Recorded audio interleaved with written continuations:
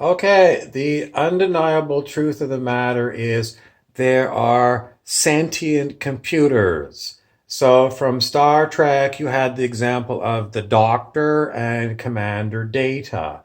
Why? Because way back in the 1960s, we had sentient computers in Star Trek. So where did these ideas come from? How did they come up with these ideas?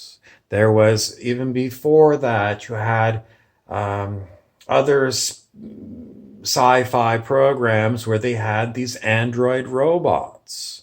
So it's been around in the human mind for a very long time.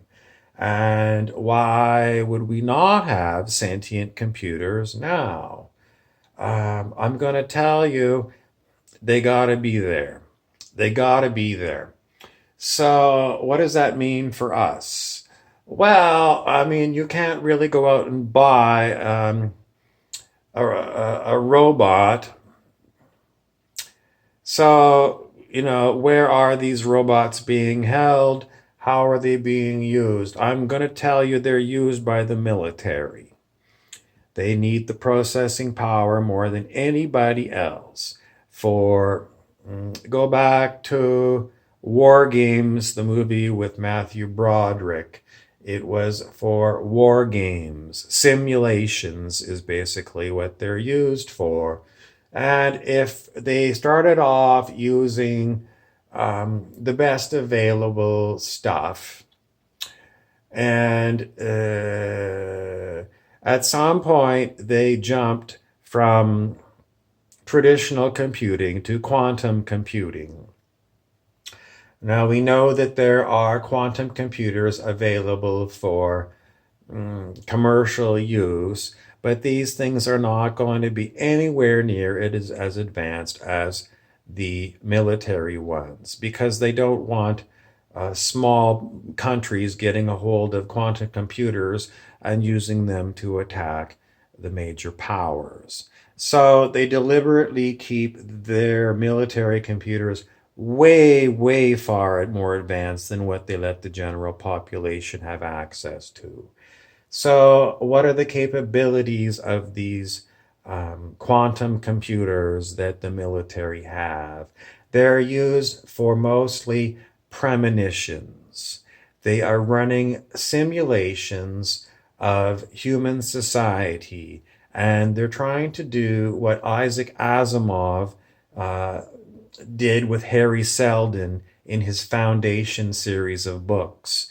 They're trying to predict the future. So, why do they want to know the future? Because they're looking to see where threats are going to arise, threats to the power of the military. That's basically it. That's the main use of these programs. They're running prediction programs based upon Harry Seldon used psychohistory, which was a science he created. And he basically, you can go and read these books. It'll take you forever. But that's where I'm going to go with it. They developed some kind of a computer model of forecasting what human society is going to do. And they run simulations on these great big computers and they start looking for where there's threats. I said that already. Is there anything else you need to know? What else are they using these for? They're using them mostly to analyze individual humans. Why? Because they're looking for threats. So they're looking for different types of threats, threats from society in general and threats from individual humans.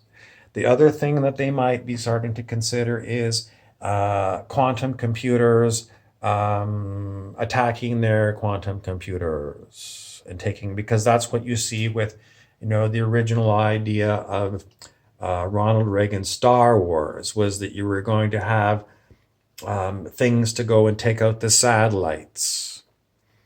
So, I mean, if you're relying on your quantum computer and some other quantum computer can come along and shut down your quantum computer, it's going to make you blind to these threats.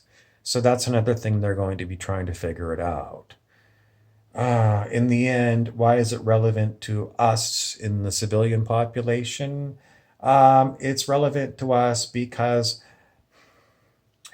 the military are not working towards advancement of human society. Why? Because they've got it good. They've got unlimited supplies of cash to keep getting new technology and keeping these things going. Is the military industrial complex. They like it this way.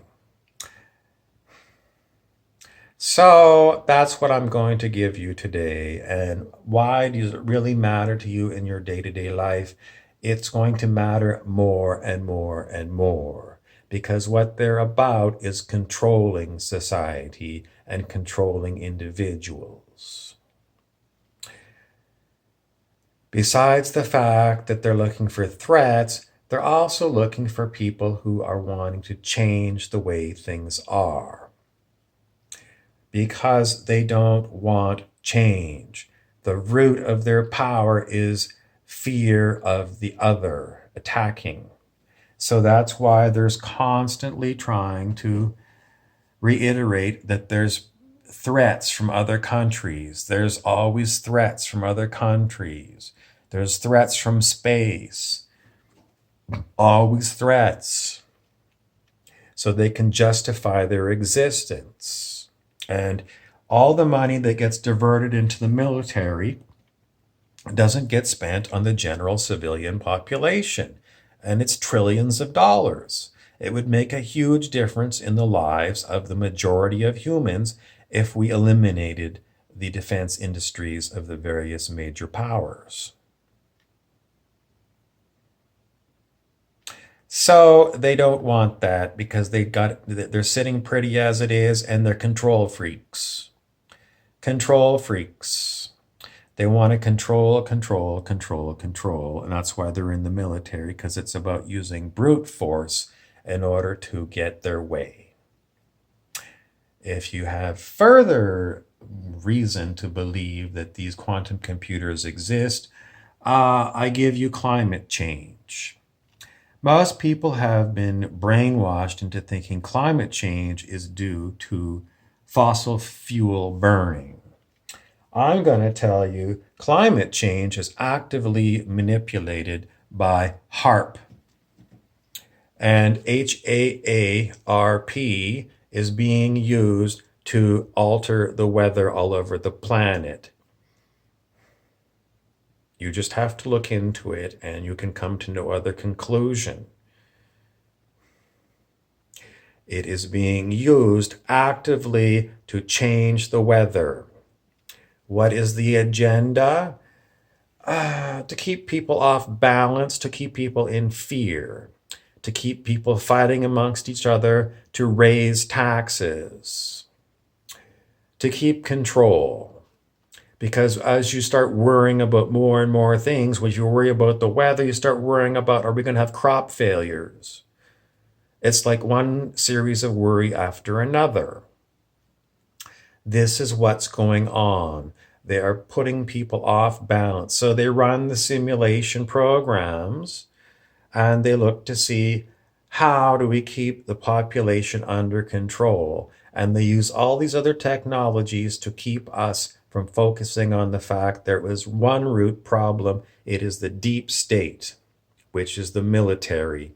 And it's the military industrial complex, and it's what the US presidents have warned us from when they first started thinking about this. Eisenhower and Kennedy.